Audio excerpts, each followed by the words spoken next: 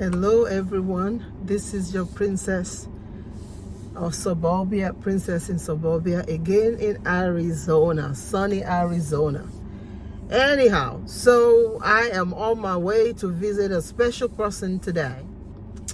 And don't worry, I'm driving safe. I'm not holding anything. And so we gotta drive safe, right? No, we gotta drive safe. So I'm just trying to make sure I don't hit anything in my own compound. All right, so anyhow, welcome to my channel, everybody. If you are listening on podcast, thank you so much for listening. Whatever channel that you're listening or watching, please do share, do comment.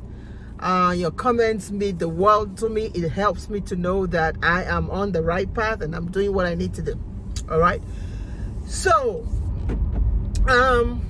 today I wanted to talk about life, right? I wanted to talk about life. I wanted to talk about the role and the impact of friendship in our lives. The role and the impact of friendship in our lives. Through the years, from Nigeria all the way to America here, I've had some friends, not a lot. I've never been one of those that have a lot of friends. But I do have acquaintances that when I do some events, like big events, when I was in Tennessee, I would do big events and boy, people would show up, the media would show up and all that. That's not what I'm talking about. When I talk about friendship, this one, I'm talking about something deeper than just acquaintances. And I've had maybe a handful of people like that. When I first came to Tennessee, I met up with a young lady too. And she was, I tell you what, she was my shadow, right? That was how close, that was how very, very close we were. Wherever she went, I went. Wherever I went, I went. If I was invited anywhere, she was there.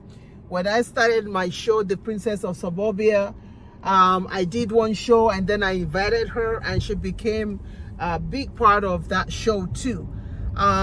When we did some conferences, we did it together. So we were that close. So however, after several years, I just felt that there were some people that I needed to extend my friendship to not so much of friend, but to help ignite their passion, to help ignite what God has called them to help ignite their businesses and things like that. So I called my very, very, very, very best friend and I said, the next 1 or 2 years might be a little bit different because I felt the need that what's inside of me, I needed to share it beyond she and I. Which I did believe that she understood though. I did believe, I'm not going to lie, I think she understood.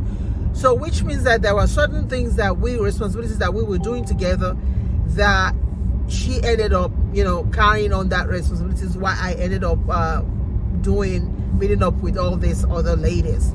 And I think that I mean, if I wanted to be candid about it, I think that it's not just her alone. I dropped the ball, she dropped the ball, but I dropped the ball. All right, so I'm going to talk about me dropping the ball, and I leave her to think about her situation. So, and I think I dropped the ball because I ended up doing radio show and doing a lot of things, TV shows and things, and she was not a part of it at that point. At that point, I was, inviting these young people and these older people or other people that did not have a platform or they were struggling with their platform. So I helped them with the Princess of Suburbia being known in that area. I helped to bring them up and raise them up. And so while I was doing that, I think the mistake that I made was I did not include her. Even though I had informed her, I did not really include her in that because I thought that she understood that my relationship with hers, it was deeper. That's what I thought. So I think there was a problem where I dropped the ball where that was concerned.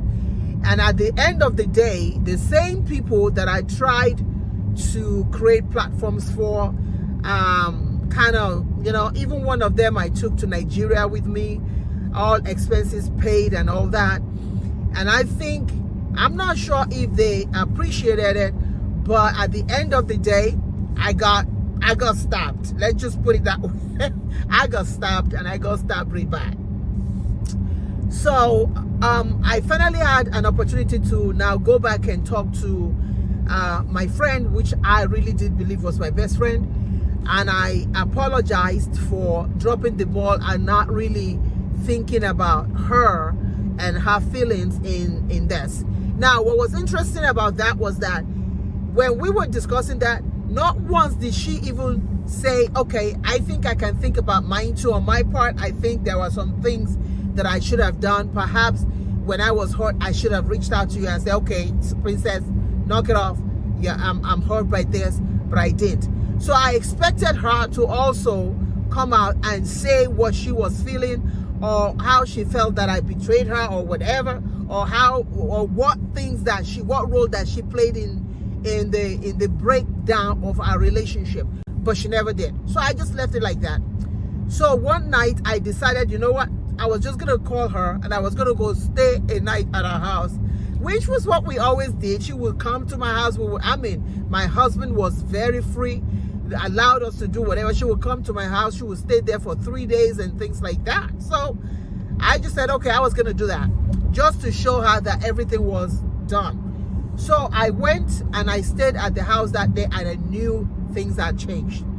I knew things had changed because she was keeping some things away from me, and she literally hugged her laptop. I don't know what she think I was going to do with her laptop. And it just wasn't like the way we were before. And I was deeply hurt by that, because I felt, okay, forgiveness is about just forgiving and letting go. Especially, I didn't kill anybody. It was just misunderstanding amongst those who we call best friends. And when you call yourselves best friends, you learn to forgive and let things go. And for me, I forgave, because there were certain things that she did too that I forgave, and I let things go. And I thought, okay, on her part too, that was it, but it wasn't it. Everything just felt different. That night I knew, okay, maybe that's it. It was over. And I left our house the second day, and that was just it. That was just the end of that. And I kept seeing her, even while we were doing things together. She'll be going to you call yourself the vice president of my non-profit organization, and yet you're seen all over the place raising funds for everybody else. Meanwhile, not necessarily raising funds for the organization that you say you're a vice president of that organization, that non-profit organization. A lot of times we would do that, and I would put money into these things, and people would think that it was her raising the money, but which was fine with me. She was my best friend, right? So that was the end of it. So about this has been at least over 4 or 5 years or 6 years ago. So I think about 1 week ago, she just started coming to my heart for some reason. I don't know why. And she's just been coming strong to my heart. I haven't heard from her. I haven't seen her in a while. She's, from what I understand, she's relocated somewhere else, and I've relocated somewhere else. But it's so strong. I just have this strong feeling. And I said to myself, what if I called her and she wasn't receptive to me calling her? Which was fine, but I was just like, okay, what if I call her and she wasn't really receptive? So I'm on a path right now of actually seeking wisdom from other people. I sought wisdom from one person who said, look, that's in the past, let it go.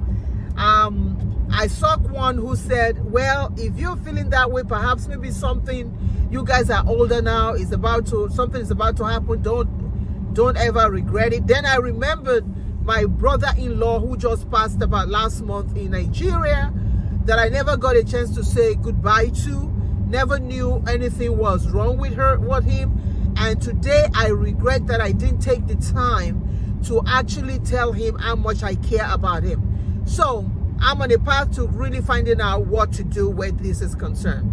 I just know that friendship is very important. I know that no man can live by themselves. I know that when you find the right one, you would know the right friendship. I know that some things were not quite perfect with us, but I was fine with that. I'm not asking anybody to be my shadow. I just want a friend that can tell me the truth. And so when I have friendship that cannot call me and say, okay, princess, you are out of line on this, it's a little bit different for me to want to stay in that kind of friendship, because I want people that can look me in the eye and say, knock it off. Just like I am with them too. If I have friends in my life now that if I'm feeling in my heart that they gone wrong, oh my God, I'll tell them, and everybody who knows me know me that. They know princess. If they don't know me about anything, they know that about me. So where am I going with this? No, friendship is very important in our lives. No matter where you find yourself, be it in America, be it in London, be it in Nigeria, any part of the world, you need to hold your friendship. Value your friendships. If there are some friendships that you know that you blew, go and fix it, because life is way too short. You can see that person today and tomorrow the person is gone or you are gone, all right? And you'll never get a chance to actually know what happened. You'll never get a chance to actually turn things around. So I'm on the path to thinking maybe I'm going to call this lady, even if nothing comes out of it, but just to release this heaviness that I'm feeling, which is, I mean, it's been over 6-7 years, but I feel just this heaviness. Just this heaviness. I don't know if it has to do with the passing of my brother-in-law. I just feel that heaviness that we might not necessarily be best of friends anymore, but that perhaps there's something that I need to finish with her. So, wish me luck. Until next time, be inspired, be motivated, be of sentimental value.